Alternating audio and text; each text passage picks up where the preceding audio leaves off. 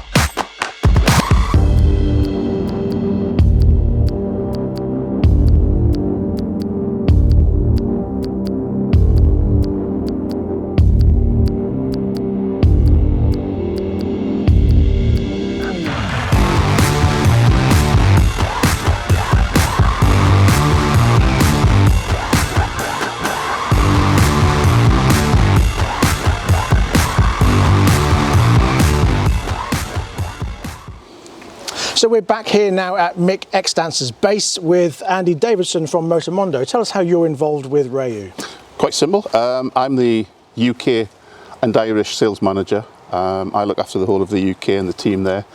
Basically developing the Reiju brand in the country. It's fairly new to the enduro scene, although they have had some enduro success 30 years ago. But since the Gas buyout, where KTM bought the trials bike and the name, Reiju bought the enduro bike, so it's already got a successful bike behind it, and now they've just made it even better to what it is here today, which, you know, you've had some good fun on today. Yeah, sure, absolutely, yeah.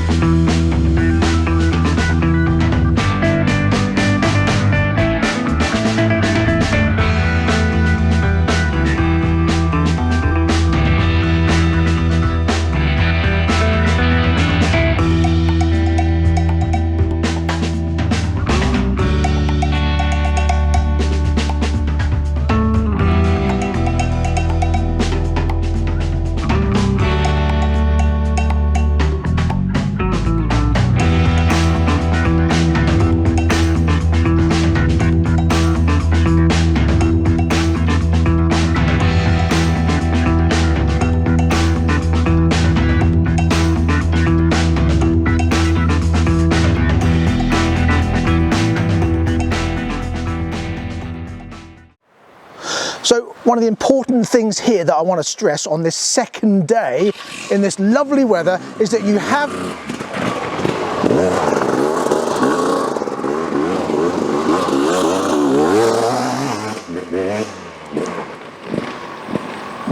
a good environment to do that kind of thing. I'm covered in mud now.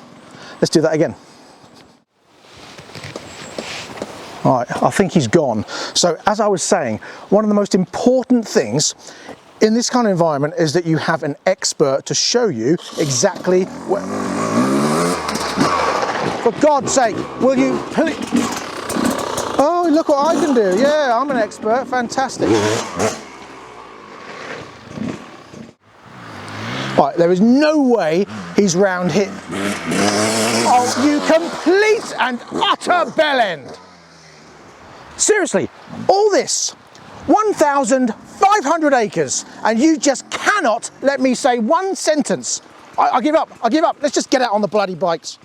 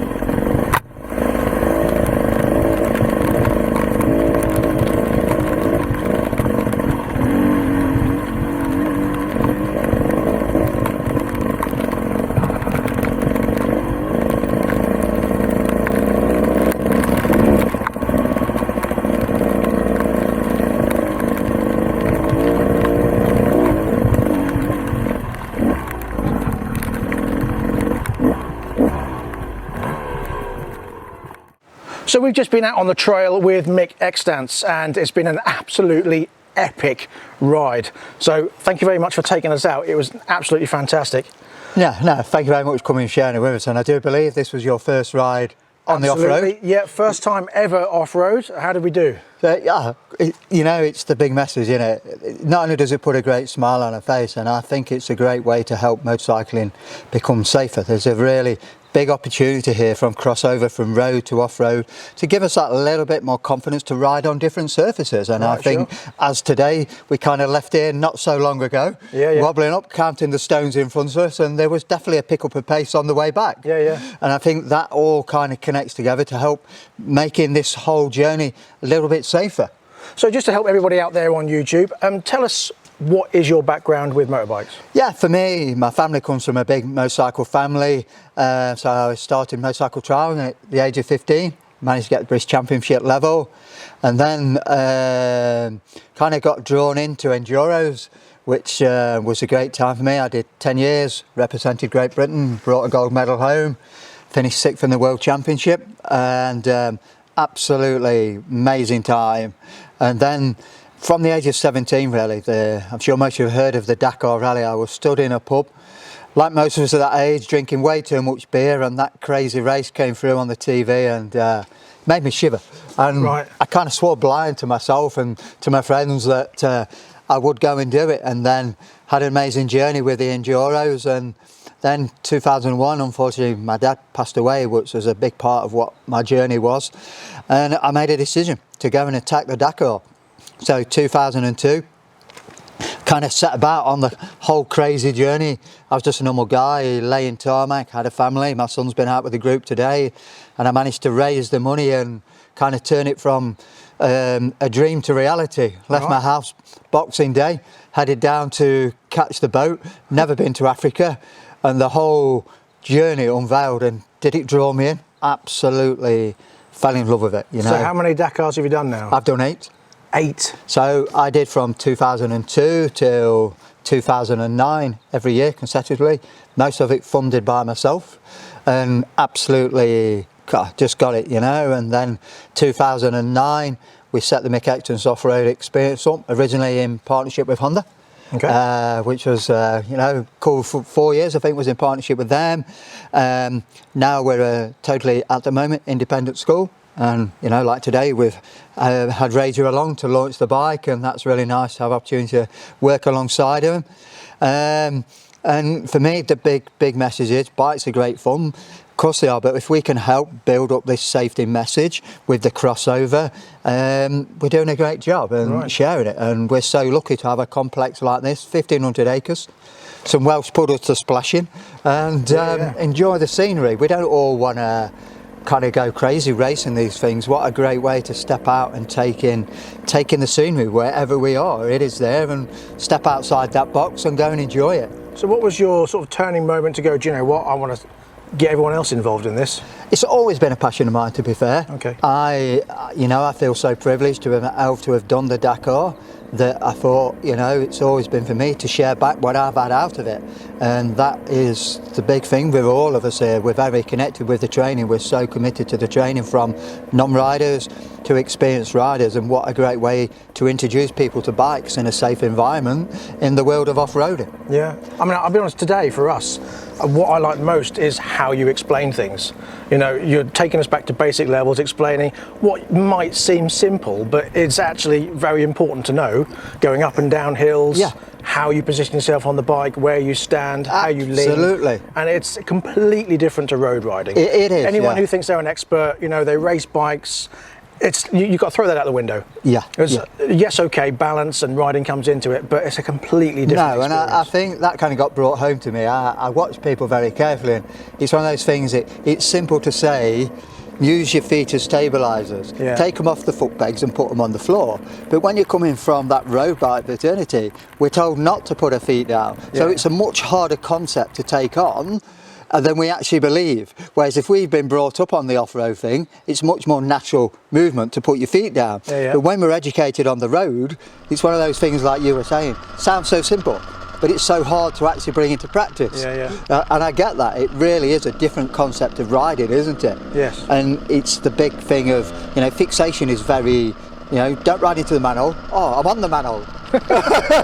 And it's that learning to look further ahead, isn't it, all the time, using that. And you know, for me, and then in 2017 my life was to kind of get put on a little bit of a different journey. I got stood over there where we are today and got diagnosed with a brain tumour, and went through an amazing kind of journey, met some incredible surgeons, become very friendly with them, and my whole ambition was to return to the Dakar in 2020, and that was a mission accomplished. And to not recover, I still carry the brain tumour, but to go on that journey was a massive insight. Now my whole is to inspire people around the world who are going through crazy journeys that was unexpected, to find a way to go forward and smile and enjoy life, and we should take that so much more on board. And it's a big message, and I think COVID has been another big player in that. Unexpected journey came along, and now I think people are starting to get that across, that we don't know what tomorrow's going to bring. No. And I didn't ever expect this to happen, but it did, and has it made me a better person? Truthfully, I'd say yes. Do I stop smiling? No.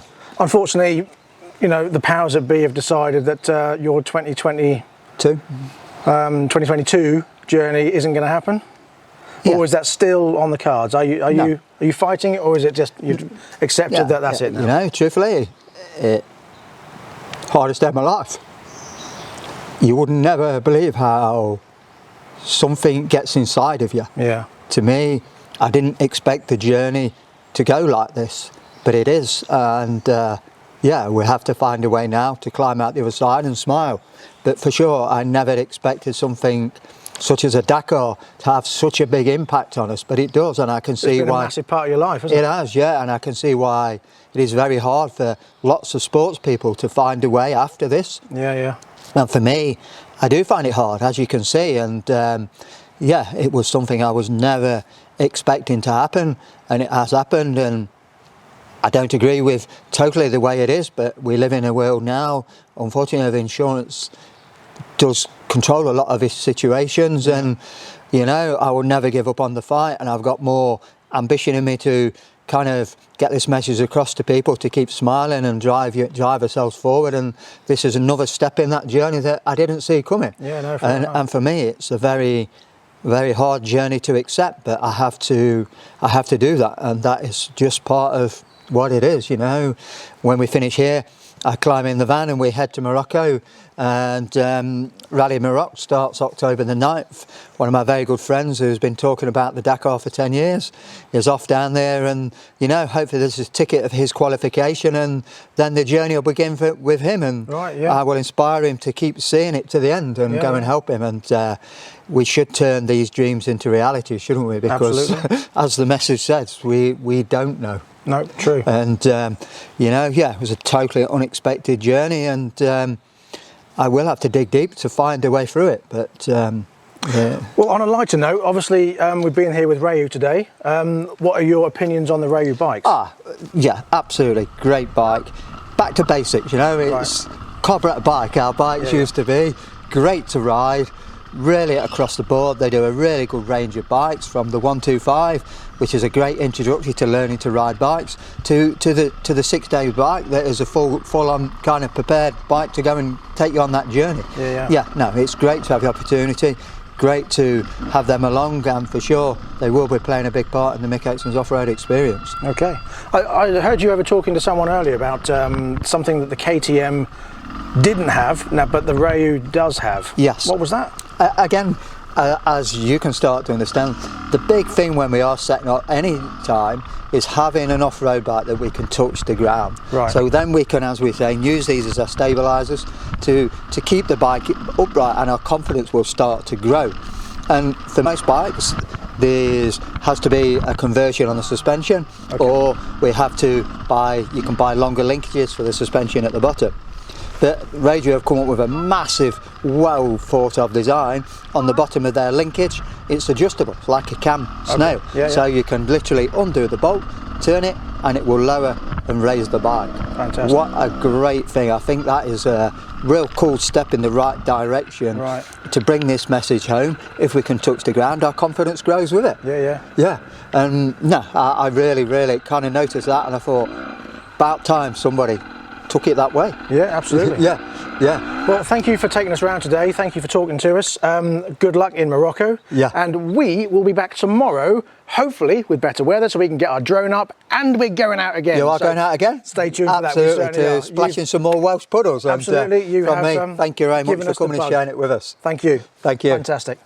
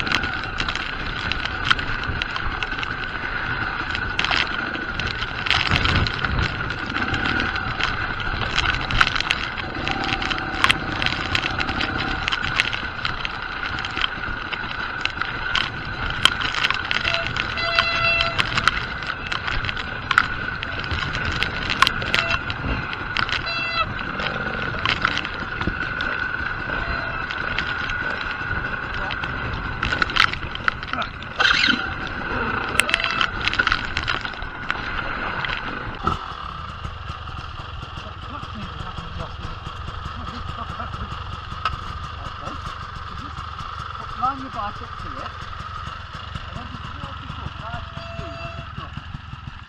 From there. Walk it up, down. Put the legs down, just walk it up the arm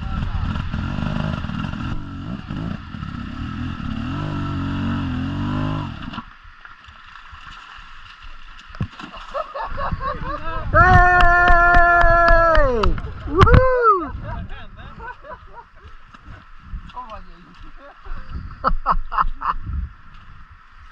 That's the best possible spot to fall over as well. Yeah. Thanks for that, Mark. Watch out, down, side it up. Back on the front now. I've got it for you.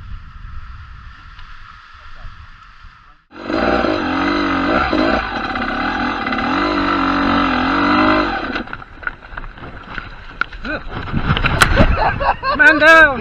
Hey! Got a wet hand now. Come on, you. Like that.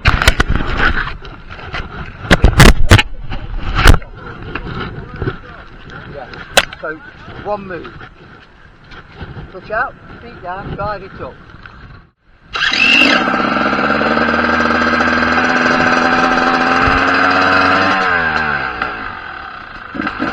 Now put both feet down. Just walk it to the top now. Come on. No.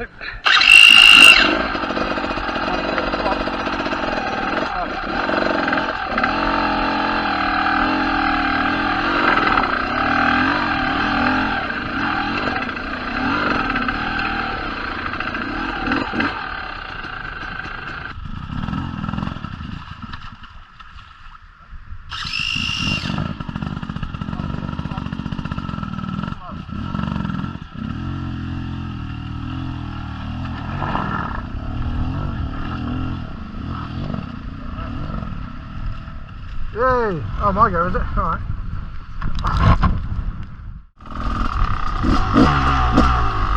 Don't count it.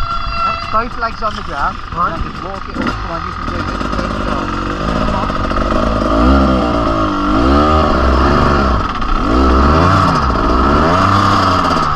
Roll back a bit now.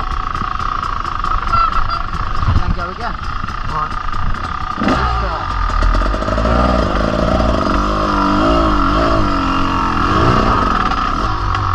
Got to attack it now. A little bit more. Look at it, not that. Okay. Restart.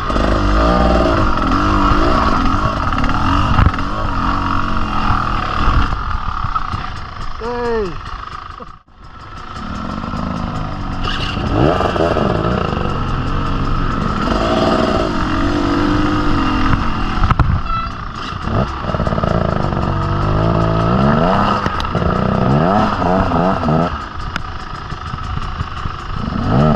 Walk it.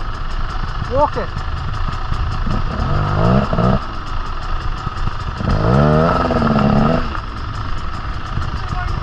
Bit more power. Not too much.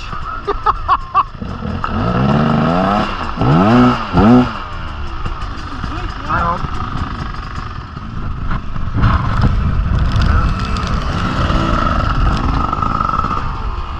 You can just roll back a little bit so that you can. Yeah, okay. Yeah, it is. So you just roll back a tiny bit so you've got a little bit of momentum. That's it, from there.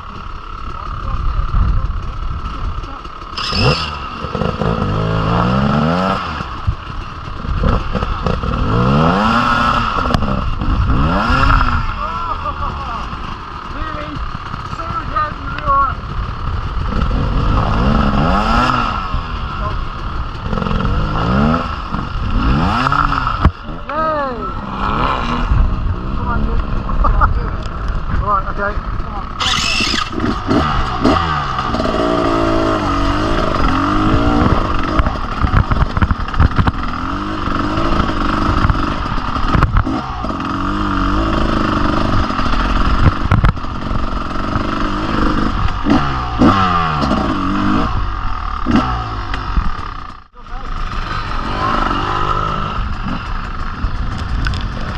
Go, go, go, go, go!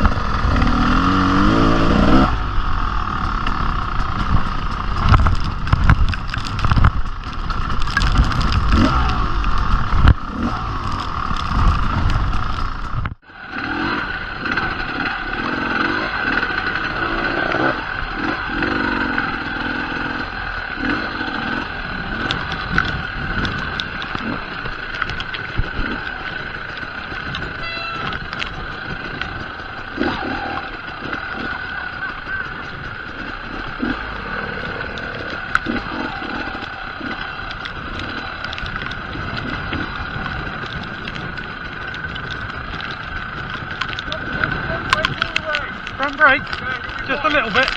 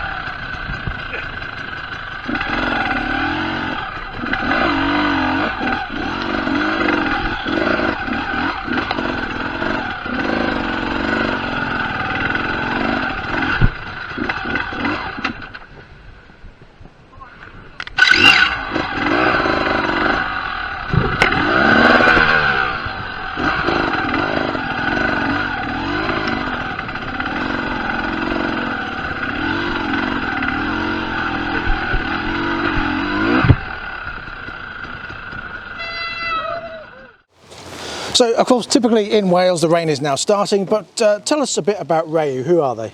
They've been going since 1934, making bicycles before they started making motorcycles. Made the first motorcycle in 1945, and they've carried on, producing 20,000 motorcycles every year. I would say the last 10 years has probably been their most successful with the marathon and the MRT range, which we've got over there, which you can see, which are road going bikes. But in 2000, Gas went up for sale, where KTM purchased the name and also the trials bike, and that left their Enduro bike, which Reiju bought. So since then, they've had a very successful Enduro bike, and they've just made it even better now to what it is today.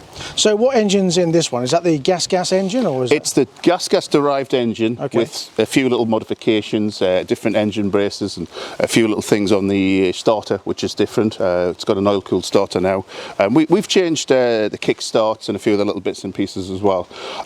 It's now ready to go and do a World Enduro round. No, absolutely. As we saw with Adam Extance today. Now, obviously, he is the son of Mick Extance, and he is unbelievable, as you can see from the footage, and we'll be shoving some more in just after this. The guy is phenomenal on a bike, and I was quite jealous, to be honest. Yes, and quite envious of his skill.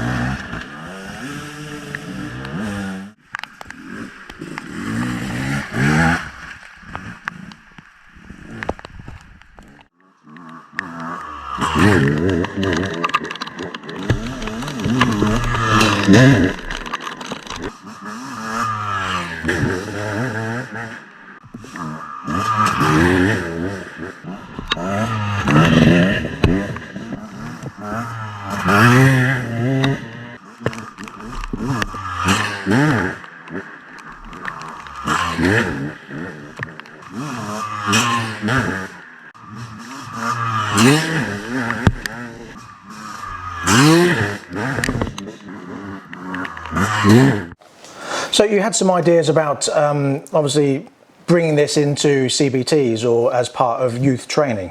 What was that?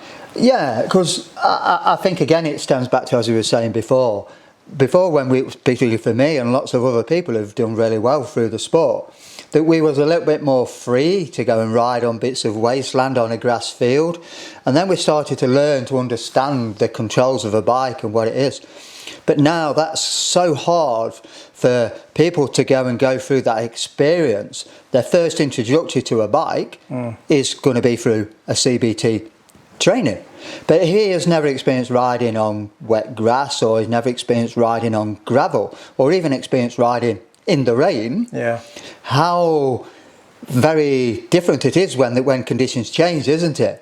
Whereas if we've gone through that program of learning when on all those different surfaces, when we actually decide to go and ride on the road, we're in a lot safer place and more prepared for it when we come across that gravel.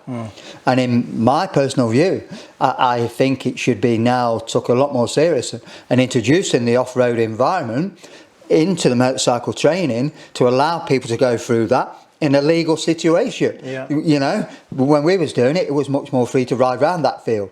Now, clearly it isn't, but it's leaving a big gap in the safety. I mean, from our point of view, obviously I've got a dealership. Yeah. We have a lot of people, first-time riders, 50cc, 125. When it gets wet, and even if there's a bit of dirt on the road, they panic, grab that front brake, they're off. Yeah.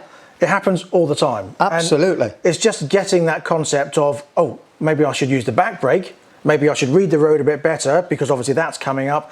And they don't teach that. They do teach, obviously, road safety in the CBT, but there's no concept of what happens in a non-perfect tarmac environment. Absolutely. Well, if we was riding, say, just in a local field, Yeah. and then we can start to understand that for ourselves, and we suddenly ride down the field and we grab the front brake and, oh, that's bizarre, I'm having to lay down. Yeah. But we've got much more scope for giving in that environment, haven't we? Yeah. If that is your first time and that happens on the road, there's no room for error anymore, is it? The roads are busy, traffic's busy, and suddenly what was a little mistake turns into a very horrible situation. Whereas if we went through that in the field, we pick ourselves up and go, oh, I ain't going to do that again so much. Yeah. And we're starting to learn a lot more about a bike in a much more safer environment, in my view. Yeah. And I think that now should become part before we actually go out onto the road. I really do. And again, another big thing is this back to biking. Right. You know, Yeah. surely we should be asking the client or the customer when he last rode. Yeah. And if he says, I don't know, 15 years ago, surely we should be stepping forward to help him enjoy motorcycling on his journey back by offering some training before he actually takes the bike and steps out. Because we want him to enjoy his time in motorcycling. And I really think after running this for so long and what we see, that there should be an introductory for those people back to biking with some training for them to allow them to enjoy it. Yeah. And I think the 125 category is definitely the ones where the younger generation need a little bit of that, but they would so enjoy a day out off-roading. Yeah. It would really put a smile on their face, but for sure, when they left, they would definitely leave with a much more chance of enjoying. Absolutely. I mean, it doesn't also necessarily mean some of the puddles and ruts we were going through today. Just riding on gravel through a forest is enough for them to learn the concept of how a bike acts in different circumstances. Yeah, you know, you could take that back now to the MotoGP era and to World Superbikes or even BSB. If we study how they're riding now, they're riding like off-road bikes because 90% of those people have come through the off-road environment. Yeah. And so that's already embedded in them. So they're much more in a safer place when the bike steps sideways or it starts to go on the brake to steer it through.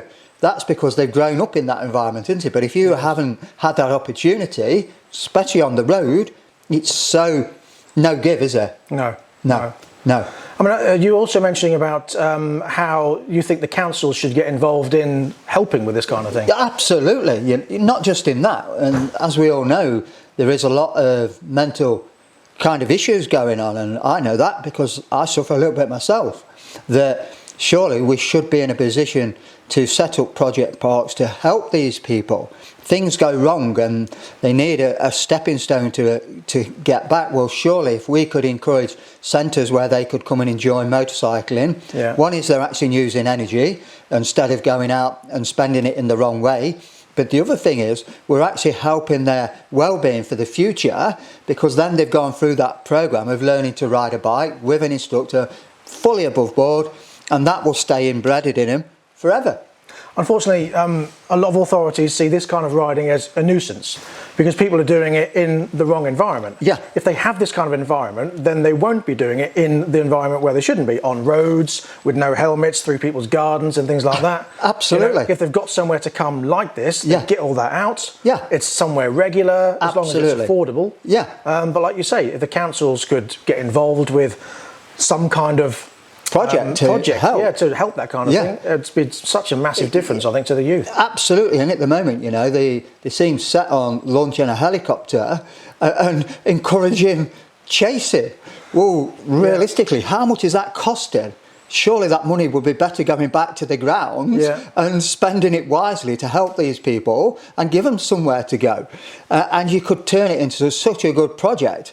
And if you can steer a few of them back to the right side, surely we're doing a good job. I mean, it pains me to say it, but obviously when you watch some of these police programmes and you see these youths razzing across people's gardens, you think, that's actually quite impressive. I couldn't do that.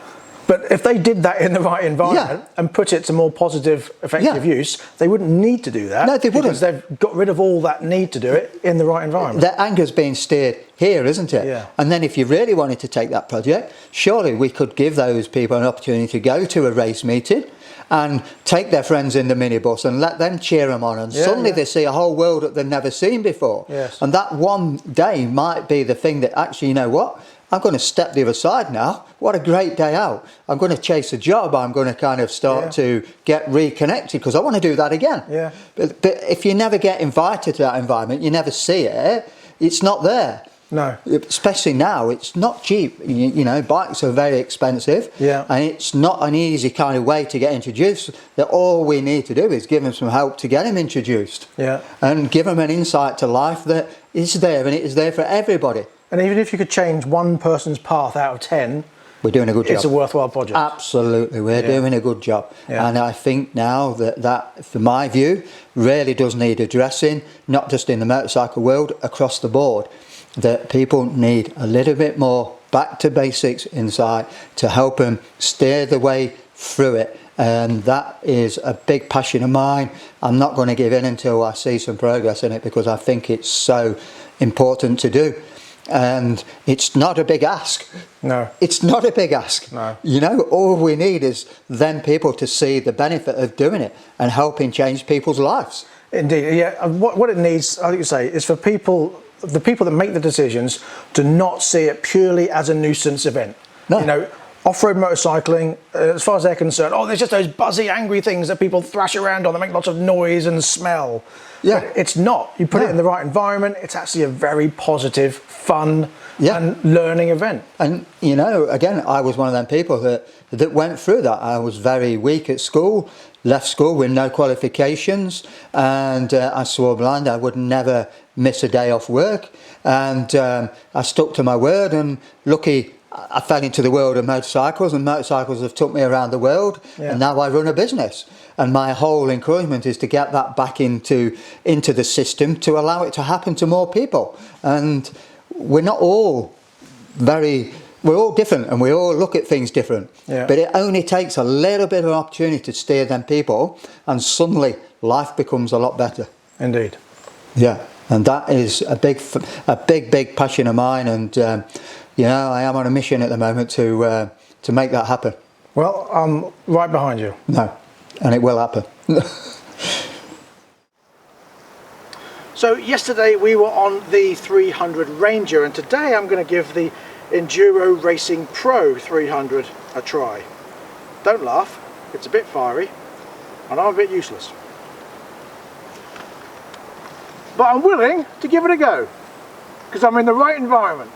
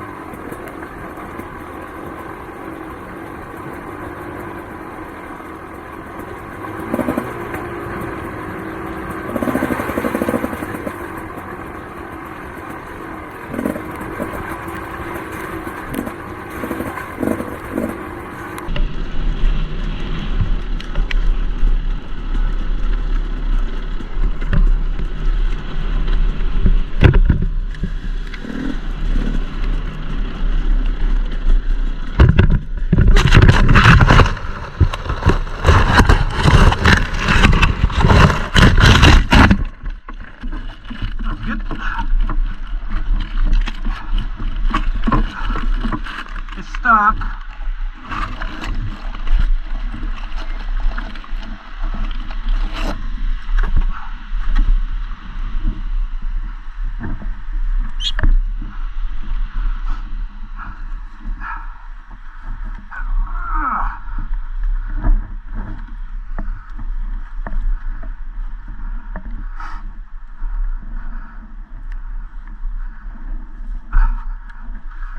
Alrighty.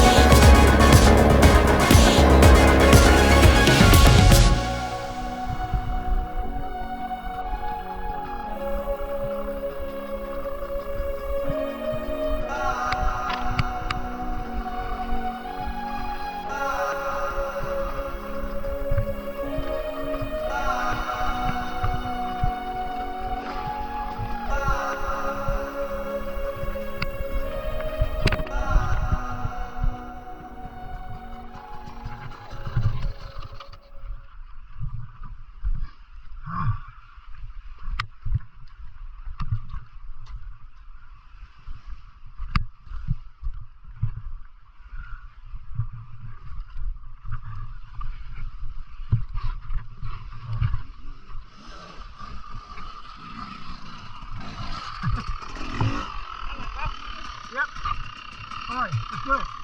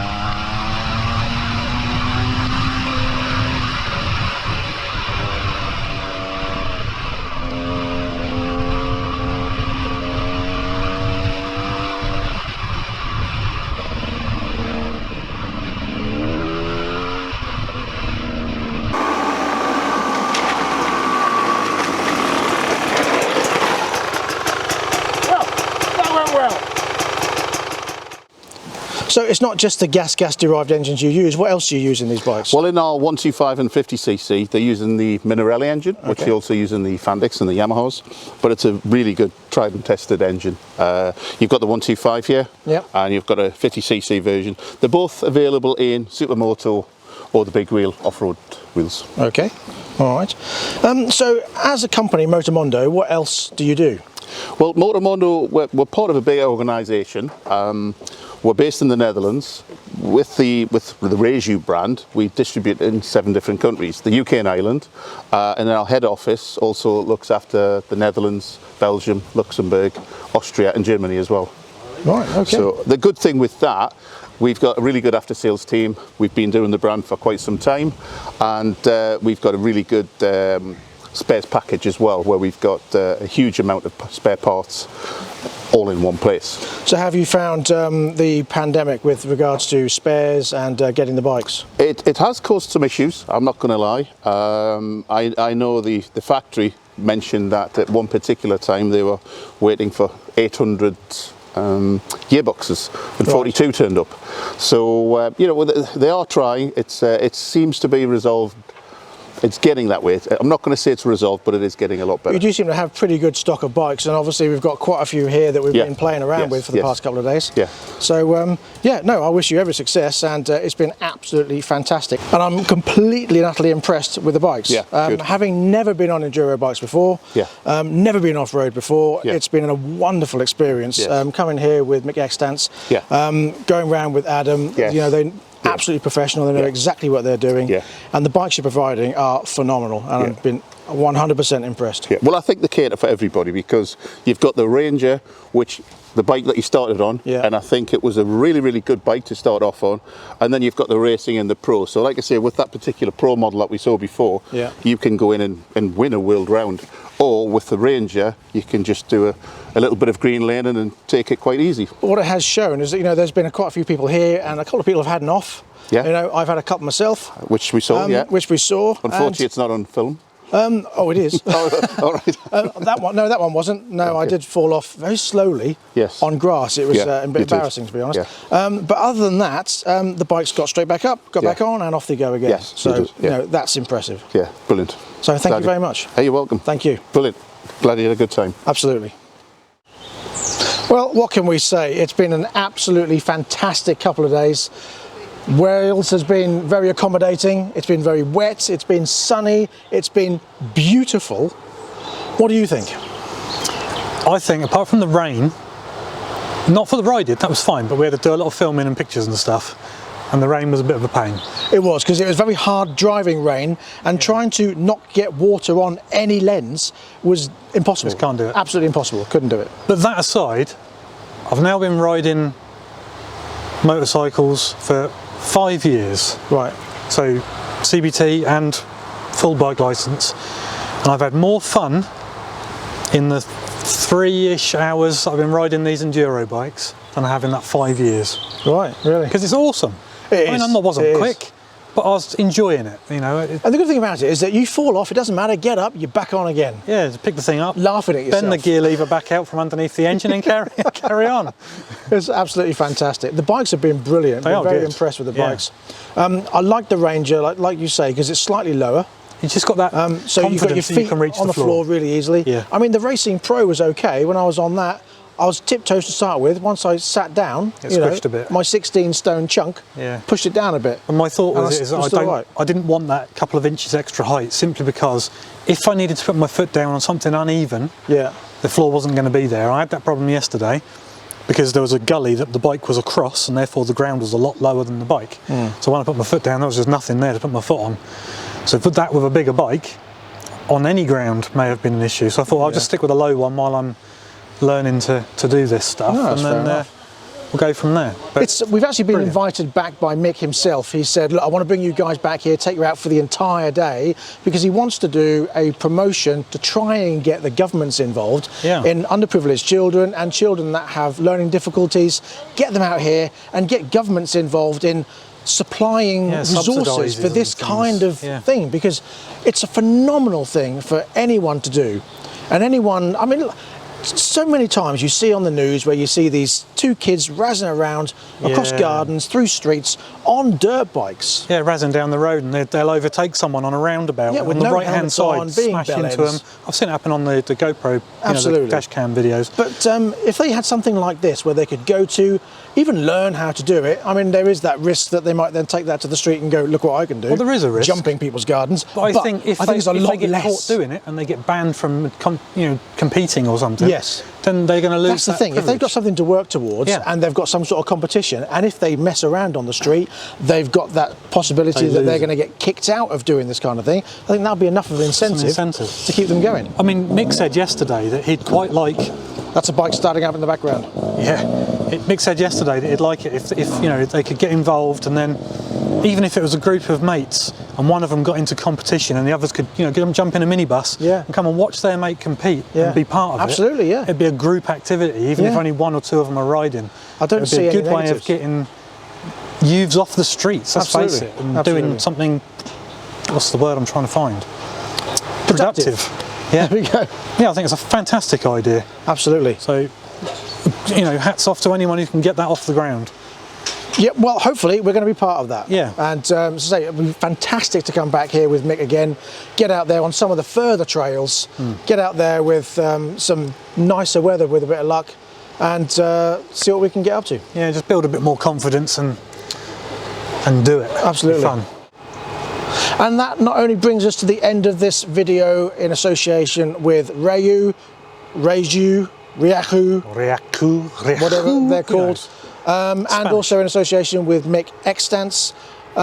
It brings us to the end of this episode of Motors for the Masses. Thank you very much for joining us. Please come back next time where we're going to have the new CF Moto CLX 700, so stay tuned for that, and of course lots of other stuff as usual. Absolutely. Anything else you want to say? Yes, so please like and subscribe and make comments down below and click the like button or dislike, I don't even care. It's all good. Why do you tell people to dislike? Because if they don't like it, they won't click anything. But don't tell them to dislike. Yeah, but they might not click anything. anything. If they don't like it, they're going to dislike. Why would you tell them to dislike? All right, click one of the appreciation buttons down below. Please click like, is what he's trying to say. Whatever. If you feel you have to click dislike, so be it, and we're sorry you didn't just like said it as well. No, because you didn't have to highlight the issue. Anyway, until the end of this episode, I've given up now. Yeah. Thank you very much for coming. Bye. Please ride and drive safely, carefully. Shut up. You can sit in the back most on the way home. importantly, have lots of fun.